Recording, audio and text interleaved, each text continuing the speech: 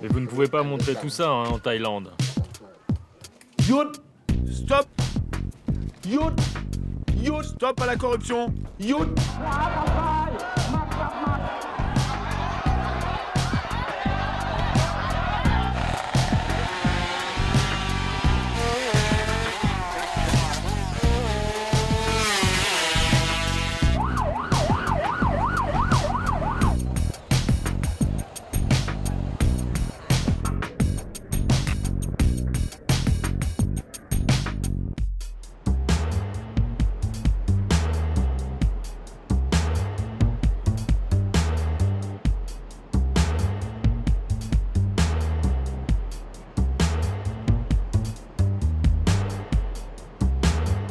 Bangkok, cité des anges ou ville de tous les dangers.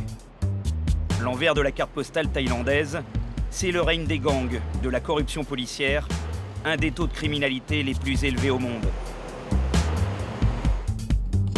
Bienvenue à Bangkok, 10 millions d'habitants, capitale du royaume de Thaïlande.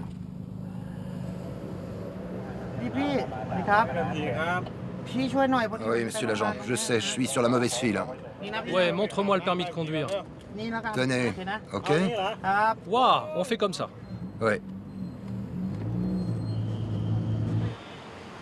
Je donne entre 2 et 3 euros, c'est fréquent. Ici, tout le monde le sait. Au-dessous de l'autoroute, c'est leur principale source de revenus. Ils sont là pour contrôler et encaisser. La police peut demander jusqu'à 4 ou 5 euros. Et si vous ne payez pas, qu'est-ce qui se passe? Ils vont retirer mon permis. Je perdrai mon temps et ça va me coûter encore plus cher. Peut-être jusqu'à 20 euros si je vais au commissariat, ça dépend. Donc si je donne maintenant, je ne perds pas mon temps. À Bangkok, la corruption est partout. Beaucoup ici la considèrent comme un impôt direct, de la main à la main. Mais il y a du nouveau. Un homme politique qui a fait de la corruption son cheval de bataille. Je me suis toujours demandé pourquoi il y avait autant de problèmes de corruption en Thaïlande. Et surtout pourquoi personne ne voulait régler sérieusement cette question. Puis j'ai réalisé une chose simple. La corruption fait partie de notre vie, de notre culture. Ici, on considère qu'il faut payer, sinon tout est lent et compliqué. La majorité des gens ici acceptent la corruption comme une fatalité. Seulement, une infime minorité la condamne.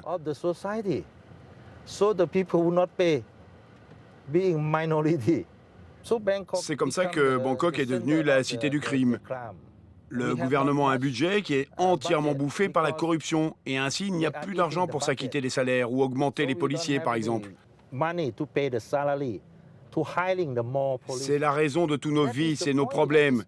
On en revient toujours à la corruption. S'il y avait plus d'argent, il y aurait plus de moyens.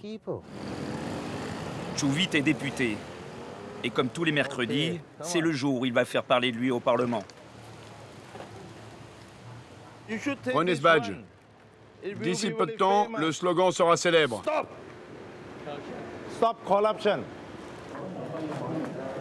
Chouvit est un outsider à la fois populaire et craint.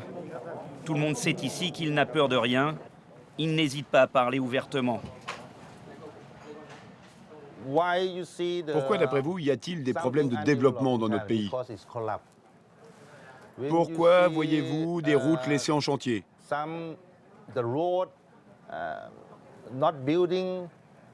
Pourquoi aussi avons-nous autant d'enfants sans éducation? Pourquoi? Parce que le système est corrompu. Il y a beaucoup d'argent dans ce pays, mais l'argent va dans les mauvaises mains. Il connaît le système par cœur. Dans sa première vie, il était le roi des bordels de Bangkok. Vous savez comment je sais tout ça? Parce que j'ai été corrompu moi aussi. Moi, j'ai payé. Qui vous avez payé avant? La police, bien sûr. Des officiels du gouvernement aussi.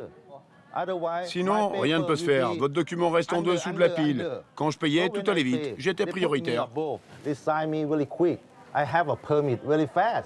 Le proxénète le plus célèbre de Thaïlande a bâti sa fortune en toute illégalité, en payant la police à tous les échelons pendant des années. Son virage à 180 degrés n'a rien à voir avec la morale ou sa conscience. Il a simplement été trahi par ses protecteurs et a décidé de se venger. Comme chaque mercredi, il s'apprête à dénoncer un scandale avec nom et détails. La mairie de Bangkok est minée par les problèmes de corruption. J'accuse devant vous la société Tanacom, la société de celui qu'on appellera Monsieur Superman, de corruption aggravée. Pourquoi et comment obtiennent-ils tous les contrats de la mairie de Bangkok, hein? Dites-le moi. Il n'y a jamais d'appel d'offres. Pourquoi? Parce que la mairie passe directement par la société Tanacom.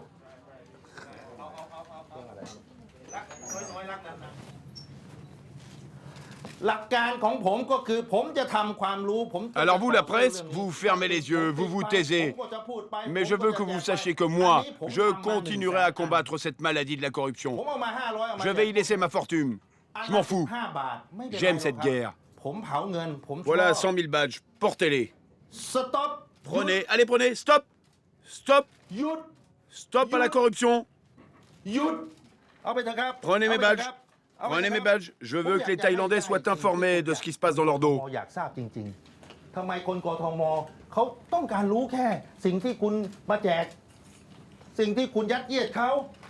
À Bangkok, on aime les armes à feu. Posséder un pistolet est une habitude et pour s'en procurer, deux solutions. D'abord la voie légale, comme dans le quartier de Sampeng. C'est le marché aux armes. On trouve tout à tous les prix. Mais si on veut rester discret, il y a les réseaux clandestins. Chaque jour, des milliers d'armes sont mises sur le marché. Et il n'est pas très compliqué de s'en procurer, via Internet par exemple.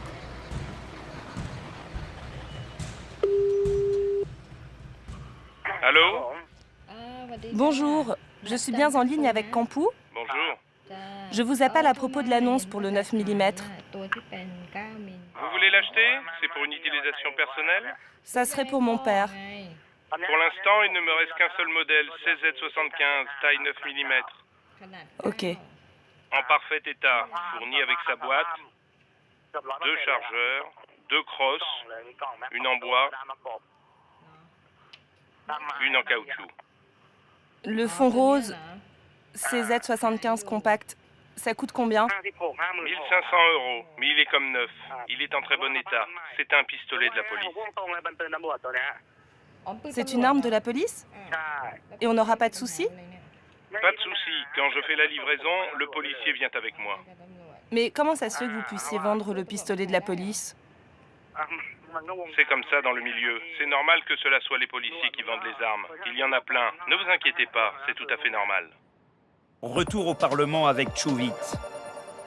Il va présider une commission d'enquête visant des policiers impliqués dans une affaire de meurtre.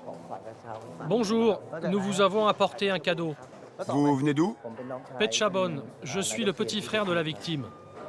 Que faisait-il dans la vie? Il était conseiller provincial avant d'être élu président de la province de Nong Khai. Vous souhaitez connaître les progrès de l'enquête? Je suis certain que c'est une affaire de règlement de compte. Parce que dans la famille, on travaille tous dans la politique.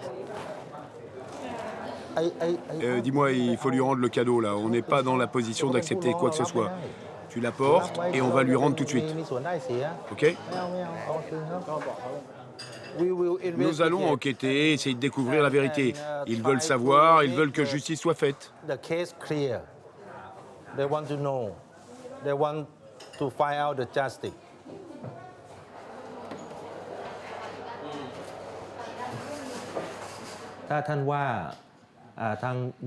Donc, vous nous dites que le tireur est un policier. Pouvez-vous nous donner un tout petit peu plus de détails? Le conflit entre la police et ma famille existe depuis toujours. Et nous gardons toutes les preuves. Je ne parle pas de politique. Je cherche le coupable qui a tué mon frère. Je pense que c'est un policier. Premièrement, à cause du type de l'arme, que les civils n'ont pas le droit de posséder.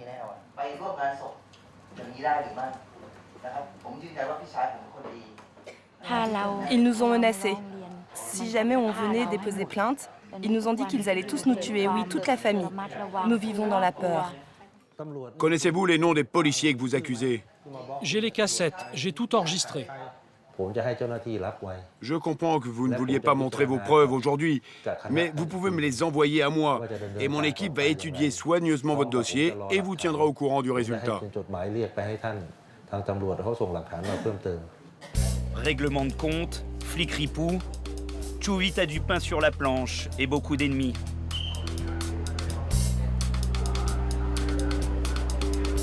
Mais il peut aussi compter sur 2 bons amis pour le défendre.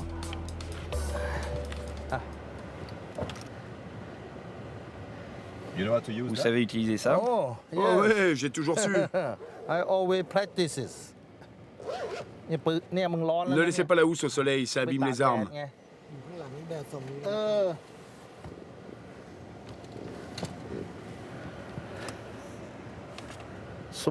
Voici le petit. Et là, son grand frère. Les armes, il les a pour se défendre. Mais de l'autre côté de la ville, on s'en sert pour attaquer.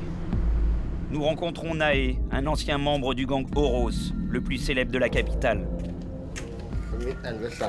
Mais vous ne pouvez pas montrer tout ça en Thaïlande. On va m'arrêter sinon. Vous l'avez utilisé? Oui, c'est un cadeau. On me l'a offert.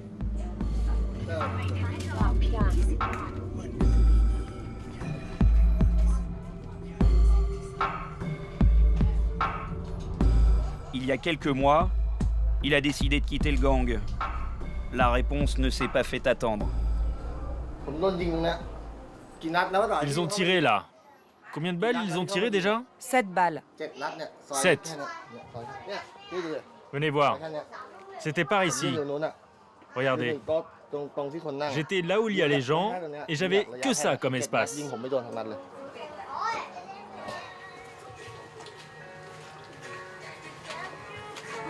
Ouais, j'ai eu de la chance. Je n'ai pas été du tout touché. Vous voyez? Il y a encore les impacts. Nous étions 3. J'étais ici et le tireur était en face. Je suis passé par là pour me planquer. Là-dedans, ouais.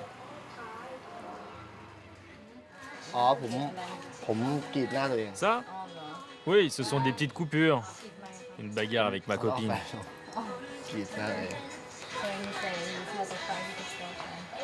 Oh, your friend. Ah ouais, là, c'est ma tête qui a rencontré une bouteille. Là, par contre, oui, c'est une balle. Ouais, j'ai beaucoup vécu par rapport aux jeunes gens de mon âge. Toutes les scènes violentes, ces allers-retours en prison. Vous savez, c'est plus difficile de quitter le gang que d'y rentrer. Le gang, c'est comme une famille. Aujourd'hui, Nae a rejeté la drogue, le trafic, les meurtres. Il essaie de refaire sa vie. Il a monté chez lui une petite salle de jeux vidéo d'un genre qu'il connaît bien. Les gamins du quartier sont ainsi très tôt plongés dans l'ambiance. J'essaie quelques revenus sans rien faire. Mais c'est légal. Et je n'ai pas besoin de sortir travailler. C'est mieux. Aujourd'hui, je dois éviter de trop sortir. Tu sais, l'état d'esprit du gang, on le garde pour toujours. Si on va se promener hors du quartier, en dehors de notre territoire, il faut qu'on planifie les choses. Si jamais on tombe sur un gang rival, il faut vite téléphoner à son groupe pour qu'ils viennent t'aider.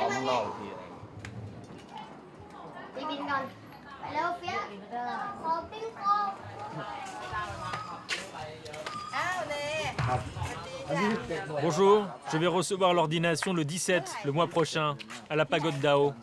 Et la cérémonie des cheveux, ce sera quand? Le 16. C'est quel jour le 17? C'est un dimanche, le 16 est un samedi. Très bien, félicitations. C'est ici que Nae deviendra moine.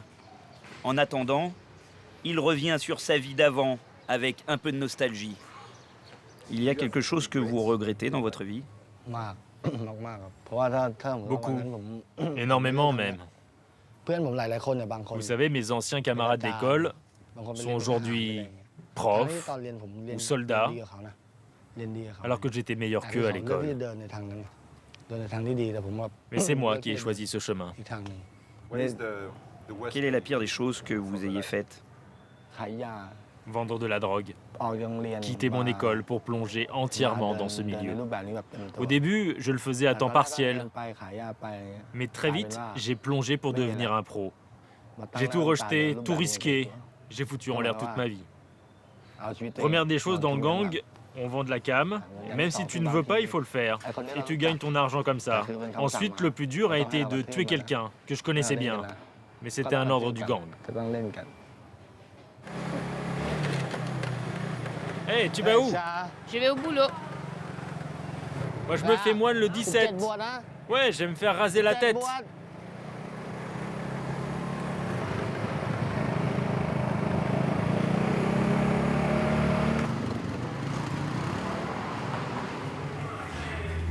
Oh, mais elle vient à quelle heure ta cliente? Elle arrive. Chez son vieux copain tatoueur, le criminel repenti s'amuse sur les réseaux sociaux. Les Thaïlandais sont les premiers utilisateurs au monde de Facebook et ils ont inventé toutes sortes de jeux. Enfoiré, enculé, né de la pagode d'Ao, tu es une grosse merde, un salaud. T'as compris ce que je te dis? C'est simplement un site d'échange où tout le monde vient pour gueuler des injures. C'est comme si on jouait un rôle en fait. Moi, ça me fait marrer, c'est drôle. Donc toi, Tan, la salope, pétasse, je vais tout dire devant tout le monde. Comme ça, les gens vont savoir comment une étudiante de la fac se comporte. J'ai tout enregistré quand tu gueules des mots obscènes. Non, s'il te plaît, ma famille est noble. Il n'y a que moi qui suis une salope. Ma famille n'accepterait pas.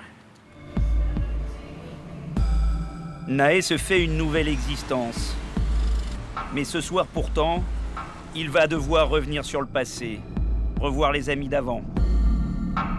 Il va replonger dans le monde des gangs, pour une seule soirée et pour une seule raison.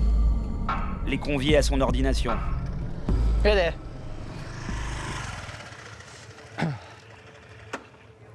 T'as été libéré d'où?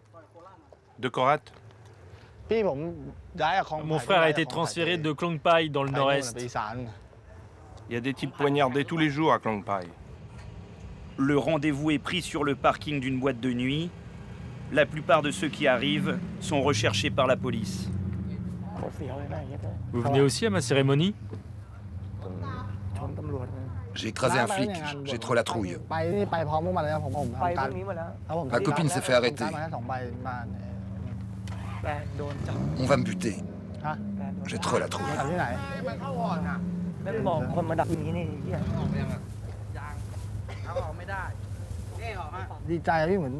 Je suis très content d'avoir pu leur donner mes faire-part. S'il y en a un qui est invité et l'autre non, il y aura de la jalousie. J'étais obligé de tous les inviter. Vous êtes triste de les avoir quittés? Non, non, pas de regret.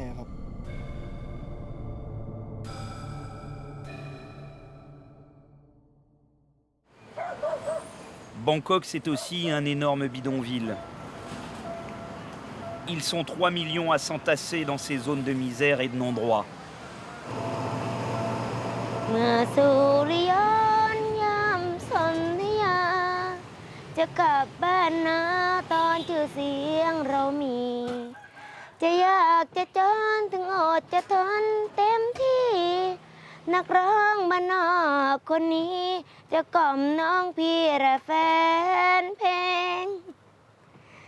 Le chemin a déjà été long pour Ning. Enfant des bidonvilles, elle a été violée par son beau-père qui lui a transmis le sida.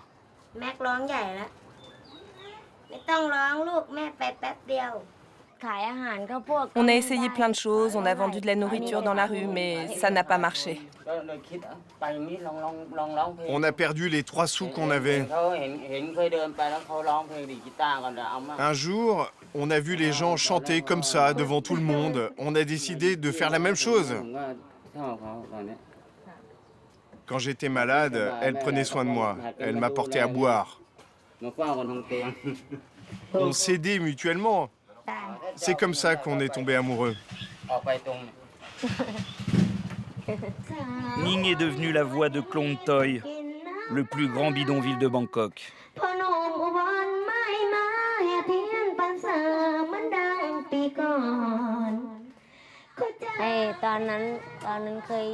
Quand j'étais petite, je vivais dans un autre endroit.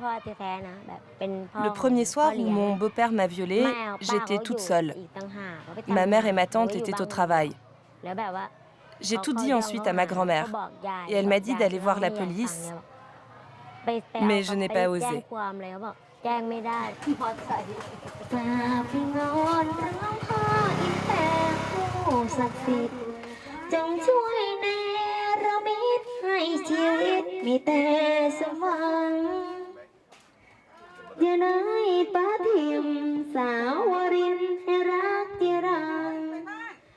Vous aimez bien ce qu'elle chante? Normal, ça me fait ni chaud ni froid. Vous avez beaucoup de tatouages, ça vient d'où? Bah, je les ai faits quand j'étais en prison. J'étais au pénitencier de La Diao.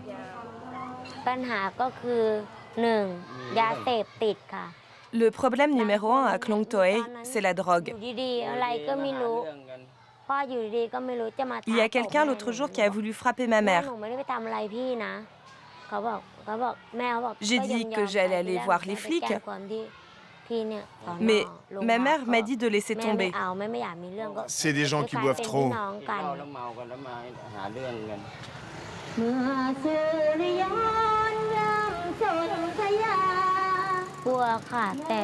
Oui, j'ai peur, mais je dois résister.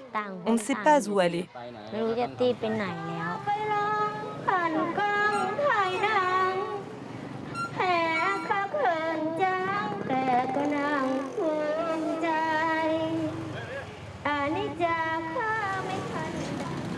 Drogue, crime, pauvreté. Le cocktail des bas-fonds de la capitale est un poison violent. Les Thaïlandais ont besoin d'antidotes pour survivre. Les combats de coqs, par exemple, c'est l'une des distractions les plus populaires dans le pays. Parier sur les combats est totalement illégal, et pourtant, un peu partout dans la ville, on rencontre ces arènes. Messieurs, si vous êtes prêts, allez, placez vos mises.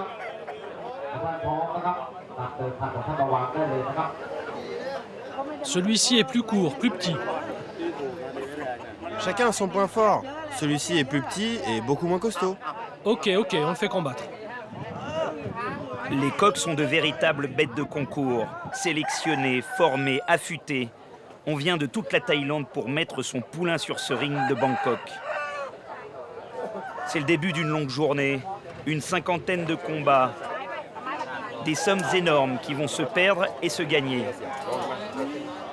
Pissette est un bookmaker, un professionnel des paris qui aujourd'hui va en profiter.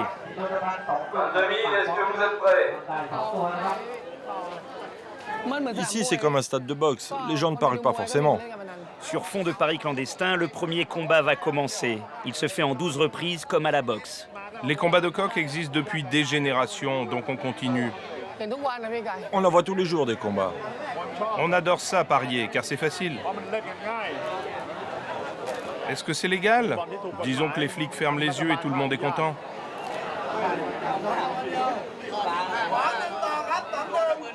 Ça vient de commencer. C'est déjà 7 contre 2. C'est parce que le bleu n'a aucune énergie. Il est peut-être malade. 4 rounds pour 1. 2000 2000. Tu m'as dit 1000 tout à l'heure, menteur.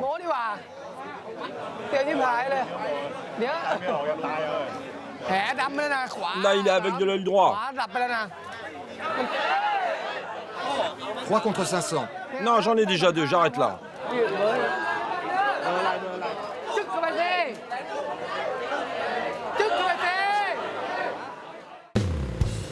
Bangkok est saturé de véhicules. Pour éviter les énormes embouteillages, la mobilette est le moyen de locomotion le plus rapide, le plus dangereux aussi.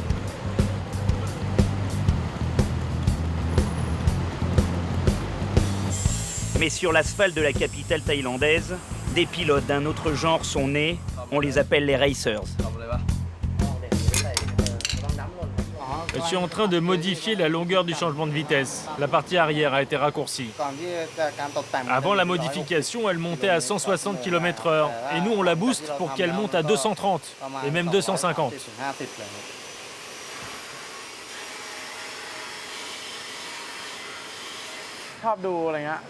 C'est ma passion depuis tout petit. J'aime regarder les courses. Et puis, petit à petit, j'ai créé un réseau avec mes amis qui ont la même passion que moi. Mais maintenant, on fait des courses dans un endroit qui ne dérange personne. Et la course dure juste 1 heure ou 2, maximum. Après la course, on se sépare rapidement. Nous sommes à quelques heures de la course.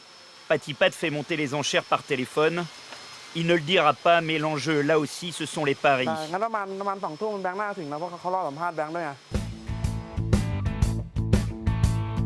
Comme chaque nuit, des jeunes racers vont risquer leur vie. Lui là, c'est notre racer, notre pilote. Maintenant tout est calme, attendez voir tout à l'heure. Tout est prêt. La nuit est bien avancée, le bolide est chargé à l'arrière d'un pick-up. Patipat est le seul pour l'instant à connaître le lieu de la course. Je me fais pas de soucis, on n'a rien à craindre. Si la police veut vérifier le certificat du véhicule, on l'a. Ils veulent juste savoir si c'est une moto volée ou pas. Faut être discret sur le lieu et l'heure de la course. Voici le lieu de rendez-vous, le boulevard périphérique à l'est de la ville. Il n'y a pas d'embouteillage à cette heure, mais des dizaines de camions lancés à pleine vitesse. Le terrain de prédilection des racers.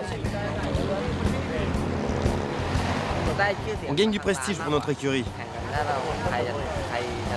Et puis c'est aussi pour se marrer.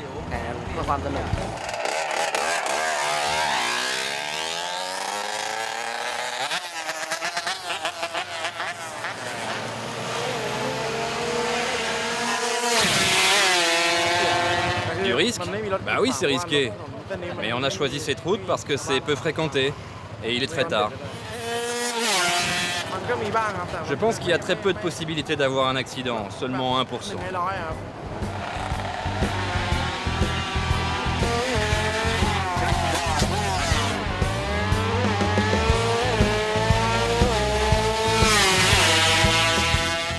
Ça, c'est un sport pour les jeunes. Il n'y a pas de vrai terrain pour nous. Il y en a, mais... Et en plus, c'est payant et il y a trop de règles sur les pistes officielles. Et on peut pas pousser les motos autant qu'on veut.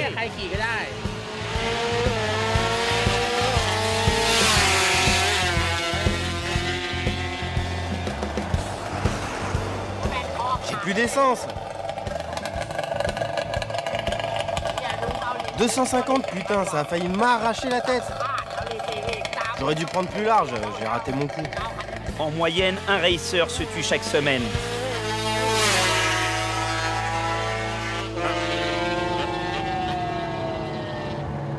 Il y a eu cette année plus de 70 000 accidents de la route, 7 700 morts. C'est pour cela que Bangkok a ses équipes d'anges gardiens. Ouais, tu leur dis qu'on est sur le coup, on arrive. On les appelle les ramasseurs de cadavres. Les équipes de la fondation Poteng Tung sont souvent les premiers à arriver sur les lieux.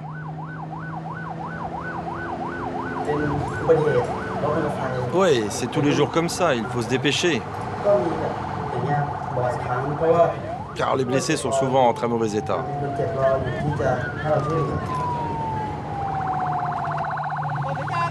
Qu'est-ce qui se passe? C'est un petit accident, c'est rien. Accident de la route, assassinat, suicide, ils sont là pour prendre en charge toutes les morts violentes.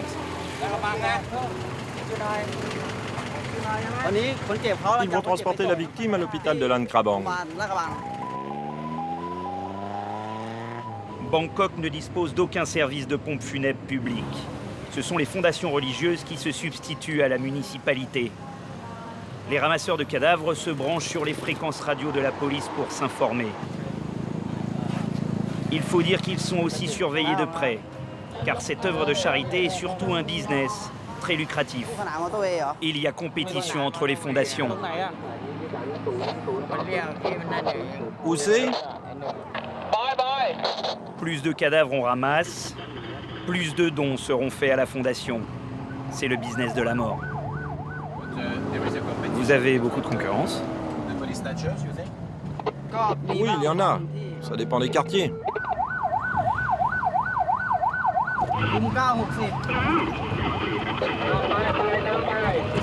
Entendu. La course au cadavre commence. On se rend sur le lieu de l'accident. Un type qui s'est noyé apparemment. Excusez-moi. Opération réussie. La fondation est la première sur place. Il a conduit cette moto, il est tombé dans le canal. Là-dedans. Les témoins disent que c'était un ivrogne. Il était complètement ivre. Les collègues sont en train de préparer le cadavre pour l'amener à l'hôpital, pour l'autopsie. On ne sait pas encore la cause de l'accident.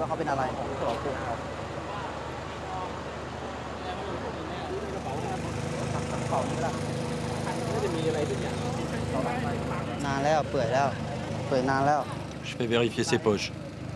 La peau est toute fripée. Ça fait un moment qu'il est mort, ce type. Il a seulement 20 bahts sur lui. 24, 524, ça sera mes chiffres pour le loto. S'il n'est pas identifié ou réclamé, comme c'est souvent le cas, ce cadavre va rejoindre le cimetière de la Fondation, puis plus tard sera incinéré. Bangkok. Rendez-vous à la brigade des stupéfiants. Les stupes thaïlandais font partie des meilleurs du monde. Il faut dire que Bangkok est une plaque tournante depuis plusieurs décennies. Héroïne, drogue de synthèse, c'est aujourd'hui l'arrivée de la cocaïne sur le marché qui inquiète les enquêteurs. C'est qui? Des suspects. Des suspects dans le trafic de drogue? Correct. Oui, correct. Des Thaïlandaises recrutées par des Ouest-Africains.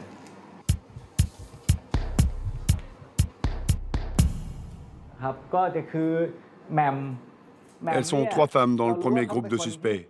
C'est Mam, un recruteur qui a engagé Nang Phai. Mam a acheté un billet d'avion pour Nang Phai. Ensuite, He s'occupe de la logistique et le transfert de drogue. Ensuite, Namphom, on l'a fouillée à l'aéroport. Elle avait $100 000 de Hong Kong sur elle. On n'a pas trouvé de drogue. Elle a juste avoué qu'elle était prostituée. Elles sortent souvent avec des Africains? Souvent, oui, elles sont mariées avec des Africains. Les dealers venus d'Afrique revendent de la drogue sud-américaine dans les rues de Bangkok, un casse-tête pour les autorités. Oui, les dealers viennent en très grande majorité d'Afrique de l'Ouest. C'est très dur pour nous en termes de surveillance et de contrôle. Ils sont très nombreux. Ils louent de petits appartements pas chers, ils se fondent dans la communauté et on a du mal à trouver des indices.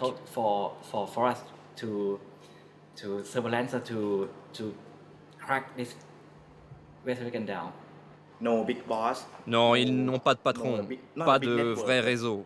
Leur technique, c'est de recruter des Thaïlandaises par groupe de 2 ou 3 filles pour leur servir de mules et en même temps de couverture.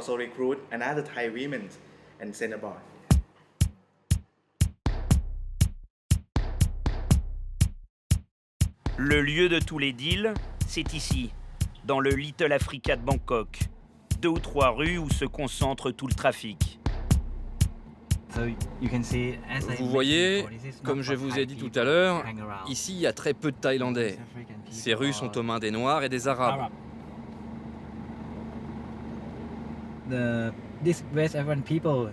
Alors nous, on se fait vite repérer. En plus, ils utilisent des transports en commun, des motos.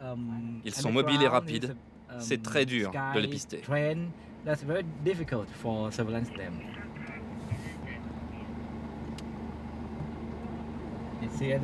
Regardez, vous voyez là?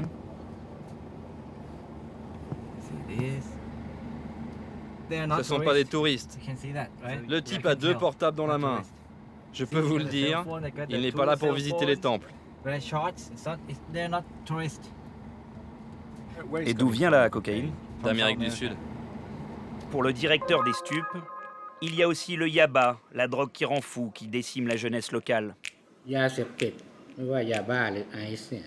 narcotiques et méthamphétamines pénètrent notre territoire par la frontière birmane au nord de la Thaïlande et par une partie de la frontière du nord-est.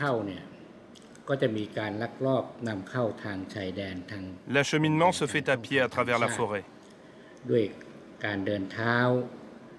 Il s'agit de gros volumes, car ils transportent à chaque fois des millions de comprimés.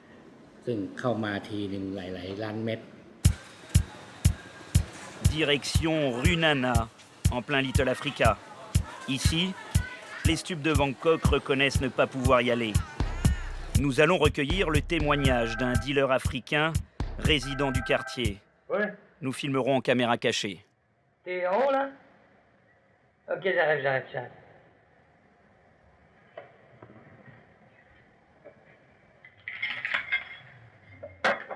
Okay. Combien tu vends combien pour 500 grammes?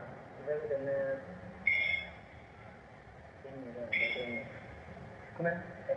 1 million de bahts. Ça fait 2000 bahts le gramme. Mais si jamais si tu te trouves 500 grammes, t'es sûr qu'elle vient de Colombie et du Pérou? Ça, c'est pas, elle n'a pas traversé par Lagos, par... Celle-ci, c'est bon. Celle-là, c'est bon? Là, c'est bon. Donc, voilà, donc ça, je peux lui faire goûter, lui dire que ça sera la même chose. C'est la même chose. Combien ils payent les Nigériens à peu près pour la police par mois? Non, mais à ton avis, les grossistes, combien ils payent? Ils payent. Mais ça, il faut rentrer beaucoup. Mais je me suis toujours demandé, ils la donnent pas au noir. C'est entre tailles, parce que... Non, on est dans le noir. Il y a le contact de l'année avant. Tu prends 500. 500 par gramme? Non, 500 grammes par 500 grammes. Elle était très bonne. Très bonne. En grosse quantité, c'est l'armée. Mais maintenant, dans des mois, j'ai fait le contact du Colombien, les pilotes, ils vont m'amener quelque chose ici. Bon, de toute façon, je te tiens au courant, je lui fais goûter, je te tiens au courant. C'est mieux comme ça. Non, comme ça.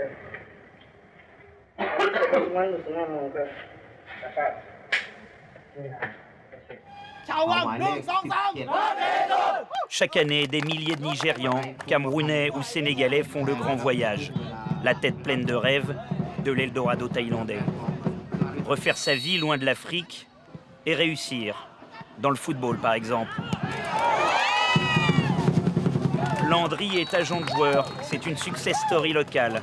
Il essaie de soutenir sa communauté. C'est vrai que c'est pas facile. Il faut toujours prouver, montrer que vous êtes 10 fois plus fort que les Thaïs. Ouais, c'est ça. Bon, ben, c'est mon boulot. Je suis là pour les aider à s'intégrer et aller de l'avant. Mais les stars du foot sont de rares élus. La filière africaine, c'est souvent une aventure qui finit mal.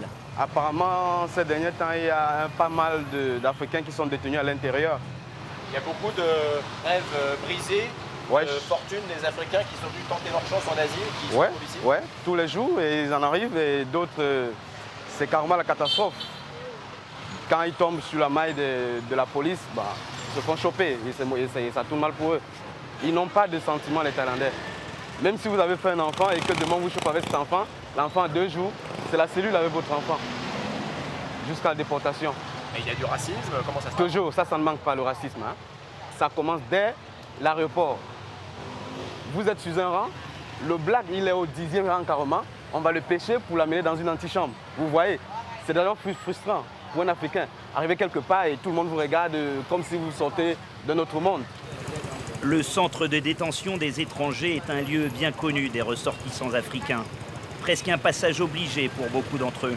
On visite une Camerounaise qui est détenue ici depuis presque 2 semaines maintenant. Je vais un peu essayer de voir ce qu'il en est, quoi. Elle est détenue pourquoi? Probablement une histoire de visa.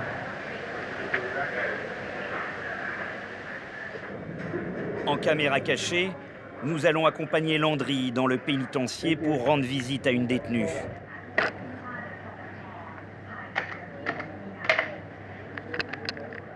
Ici, c'est une plongée en enfer. Des cellules bourrées à craquer, des étrangers que personne ne réclame et qui vivent ici depuis plusieurs années.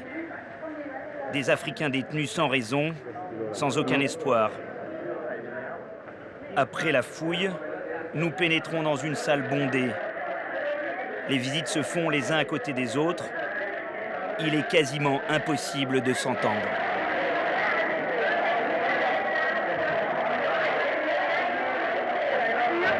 Vous êtes ici depuis combien de temps? Je suis détenue ici depuis 2 ans maintenant. J'ai tenté plusieurs fois de leur réclamer des informations sur mon dossier, quelles sont les charges retenues contre moi, mais à chaque fois c'est « no comment ». Et comment ça se passe à l'intérieur au quotidien? C'est très dur. J'ai été frappée plusieurs fois. Et il y a du racisme à l'intérieur? Oui. Le principal problème ici, c'est que je suis noire.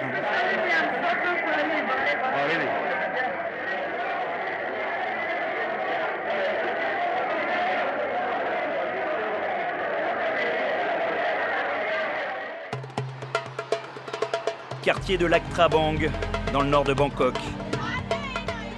Yasmine est l'avant-dernière d'une famille de 18 enfants. Une famille nombreuse et apparemment épanouie qui cultive une différence, la boxe. Yasmine et ses frères et sœurs sont des boxeurs professionnels, des enfants boxeurs.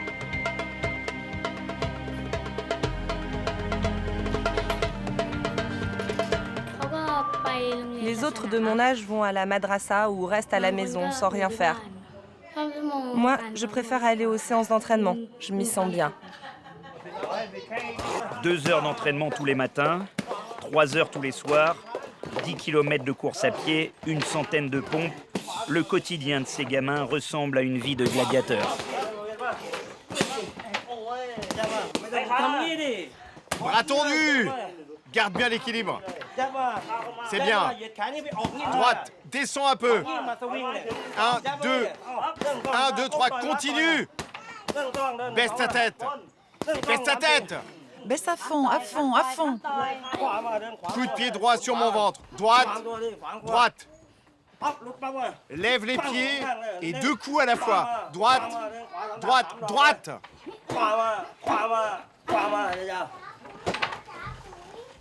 C'est exactement la même chose pour les filles ou les garçons. Je leur inculque la boxe de la même manière. Après, ça dépend de chaque enfant. Mais elle veut continuer à boxer. Elle ne progresse pas aussi vite que je le souhaite. Mais au moins, elle continue. Mint, t'as pas besoin de te protéger. Direct, direct. Utilise tes poings. Il faut pas juste donner des coups de pied. Hé, plus tu grandis, moins tu obéis, toi. Tu me fais chier. Regarde, elle a pas peur de moi.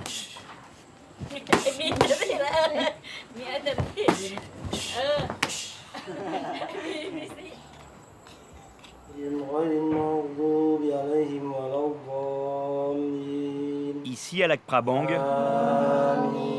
on est musulman comme la majorité des habitants.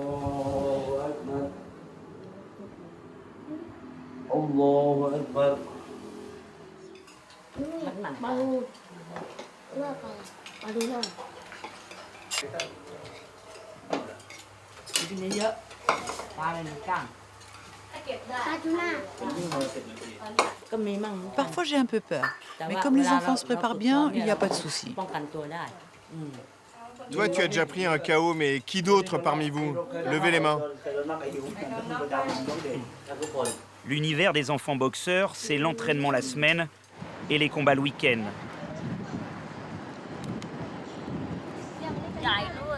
Ça m'a l'air abandonné ici. C'est tellement grand.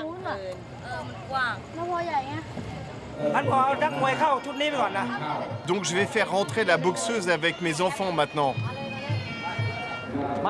Commence à faire le bandage pour ta petite sœur.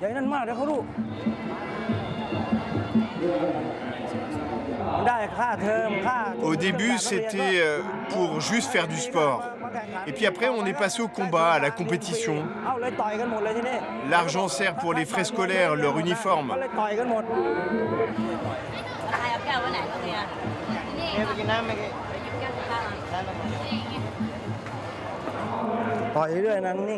Tu tapes, tu frappes, tu donnes des coups sans jamais t'arrêter, ok? C'est toi qui domines. Tu m'as défiguré? Non, ça va. Ne la serre pas trop. Donne beaucoup de coups de pied, devant, de côté. Bien stable sur tes 2 jambes. Bien stable, sur tes 2 pieds, compris? Premier match entre Yasmine et Onfa. Tu fais gaffe, hein. Tu montes bien ta garde, tu penses bien à te protéger.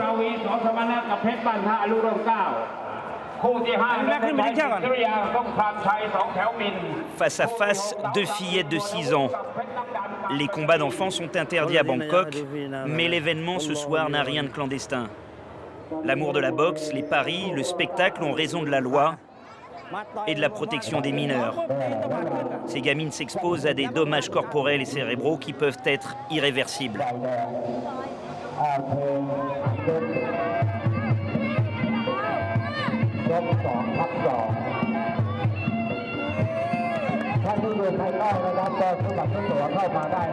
Bouge, bouge, putain! Lance la jambe!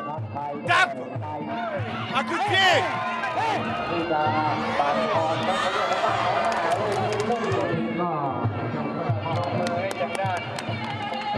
Yasmine a gagné par chaos technique au 2e round.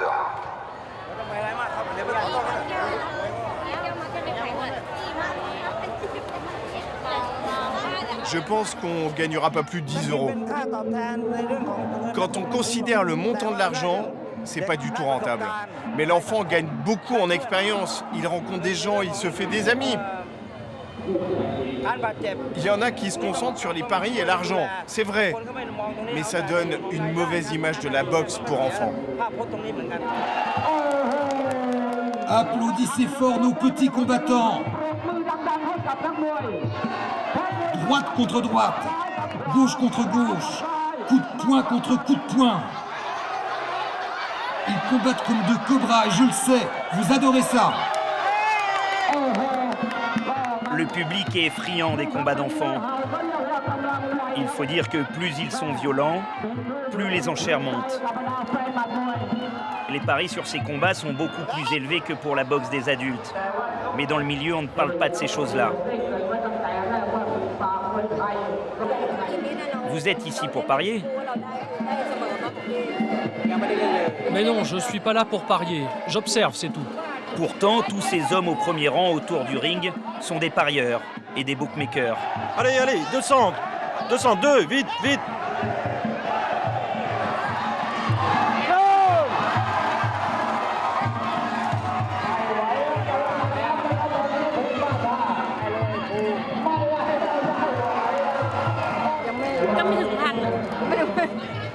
Il était souvent brutalisé par ses camarades.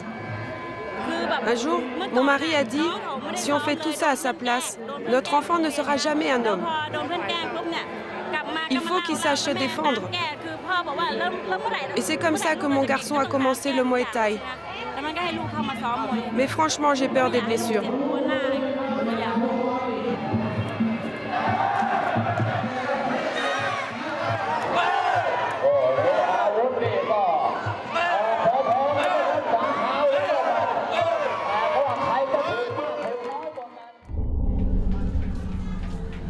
C'est le grand jour pour Nae, le repenti du gang Oros. Dans quelques heures, il sera moine. Oubliez les peines du passé, les blessures. Pardonnez pour tout le mal qu'ils vous ont fait.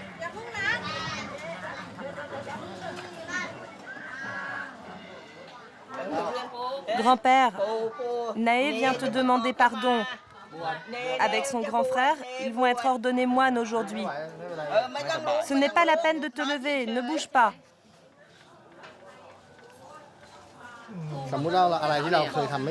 Si on a déjà fait du mal à quelqu'un, en ayant fait exprès ou pas, on doit leur demander pardon.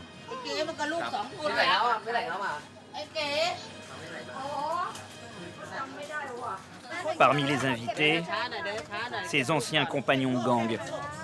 C'est le t-shirt de Nae. Je le porte parce que je suis dans son groupe. Regarde, c'est un cafard. Ils portent ce t-shirt pour bien montrer qu'ils sont de ma bande.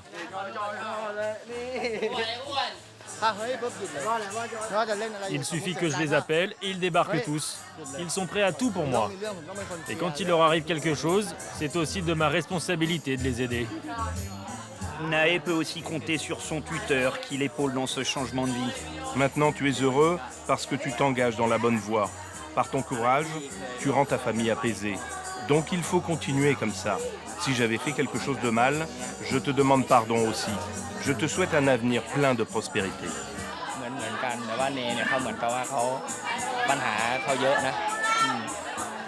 Né a un passé très lourd. Il m'a demandé comment il pouvait s'en sortir avec son corps couvert de tatouages.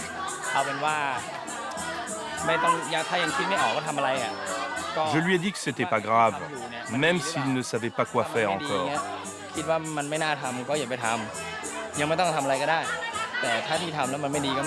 L'important dans un premier temps, c'était d'arrêter le gang. C'est ce qu'il a fait.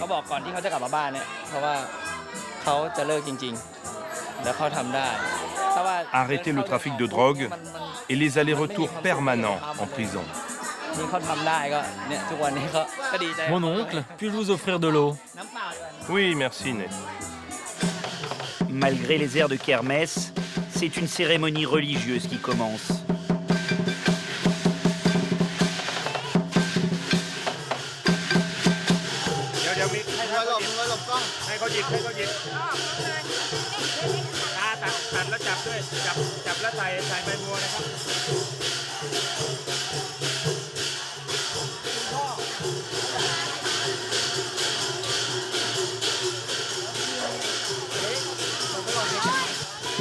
Quand il était voyou, on n'y croyait pas. Mais aujourd'hui, il nous a prouvé qu'il voulait vraiment changer de vie. Il a réussi. C'est pour ça que nous sommes très fiers de lui.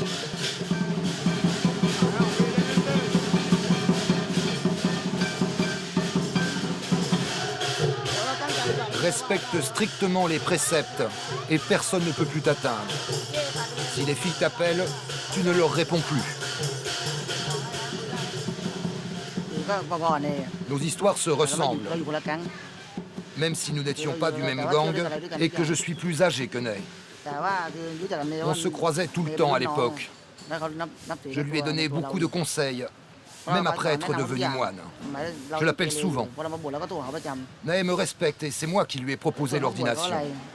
Le tatouage sur mon front est en taille. Il signifie « Donne-moi la force de réaliser mes rêves ».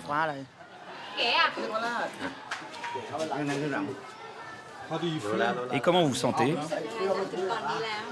J'ai le cœur qui bat.